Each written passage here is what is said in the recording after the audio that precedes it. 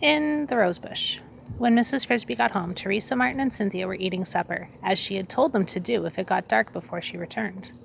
Coming silently down the tunnel, she could hear them talking in the room below, and she paused a moment to eavesdrop on their conversation. Obviously, Cynthia had been worrying, and Teresa was reassuring her. "She couldn't have got back sooner than this, Cindy. Don't you remember the crow said it was a mile to the tree? It might even be farther." "Well, yes, but crows fly so fast." "But if he went 2 miles high," that was Martin, "it would be 3 miles altogether." "Well, 6, said Teresa. 2 up, 2 down, and 1 to get there and 1 to get back." "Oh, that's right. No wonder she isn't back yet." "But what about the owl? You know how owls are." It was still light when they got there. He couldn't see. "But it's dark now," said Cynthia. "Oh, I wish she'd come back. I'm scared." "Not so loud," Teresa said. "Timothy will hear." "I'm home," called Mrs. Frisby, hurrying the rest of the way down. And now it appeared that they had all been worried, for they ran to her, and even Martin, who ordinarily avoided such displays, threw his arms around her. "Oh, Mother," cried Cynthia, near tears. "I was so worried." "Oh, poor Cynthia. It's all right." "How high did you fly?" asked Martin, recovering quickly. "High enough so the trees looked like little bushes, the garden like a postcard, and the river like a snake." "Did you see the owl? What did he say?" "I saw him. Later I'll tell you about it. First I want to see Timothy. How is he? Why didn't you move his bed out here?" "Well, I wanted to," Teresa said, "but he said he'd rather stay in the bedroom. I think he's feeling worse again." But when Mrs. Frisby went to see him, she found him sitting up, and his forehead felt not at all feverish. "I'm all right," he said. "I stayed in here because I wanted to think about something." "Well, think about what?" "About moving day." "Moving day? But why? What about it?" Had he, after all, overheard her talking to the others? Heard about her flight to the owl? But no, he was explaining. "I haven't been outdoors since I got sick, so I don't know what it's like. I mean the weather. But today, this afternoon, I noticed something." "Well, what was that?" "A smell in the air, a warm, wet smell. If you sniff, you can still smell it, though it's not as strong now." Well, Mrs. Frisby had noticed this, of course, both indoors and out. "It's the smell of the frost melting," Timothy went on. "I remember it from last year. And after that, it wasn't long until we moved. Mother, are we going to move this year?" "Oh, not for a long time yet." Mrs. Frisby tried to sound as casual as she could. "It's still much too cold, too early to think about it." "I have to think about it," said Timothy. He sounded serious, but calm and unworried, "because if it comes too soon, I don't know if I can go. I tried walking a little bit today, in here when the others were outside."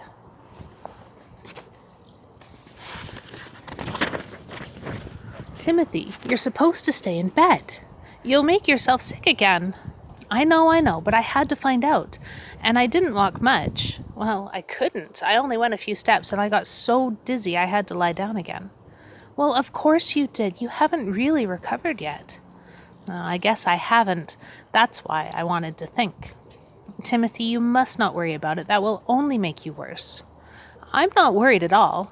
I thought I would be, but I'm not. Or maybe I think I should be, but I can't. What I really want to think about is how nice it is there in the summer beside the brook, and it's true I want to go. But I'm not scared. I was afraid that you might be, or that you might think I was. That's really what I wanted to tell you.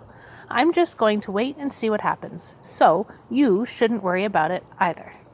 Mrs. Frisby realized that he had somehow switched their positions. He had seen the danger he was in, guessed somehow that moving day was near, and that he was very likely to die. And yet here he was, reassuring her. She wanted to tell him about the owl and the rats, tell him that something still might be done, but she decided she better not. She did not really know if they would help. It would be better to wait until she had seen them. So instead, she said rather lamely, "Timothy, don't think about it anymore.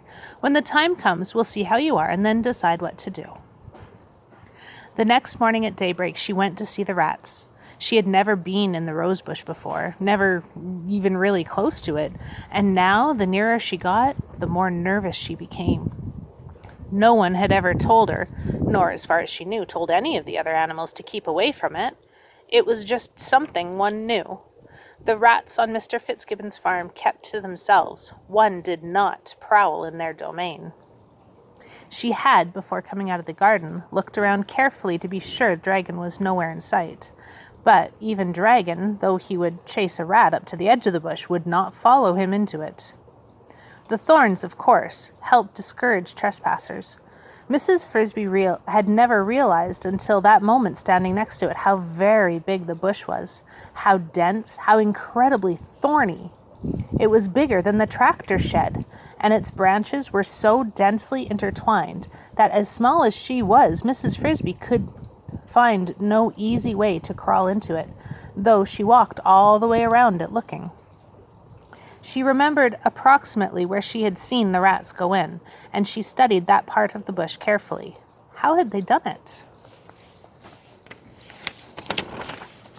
Then she saw that one branch, close to the ground, the thorns had been scraped off, and about a half-inch of it, just big enough for a handhold, was worn smooth. She put her hand on this and pushed timidly.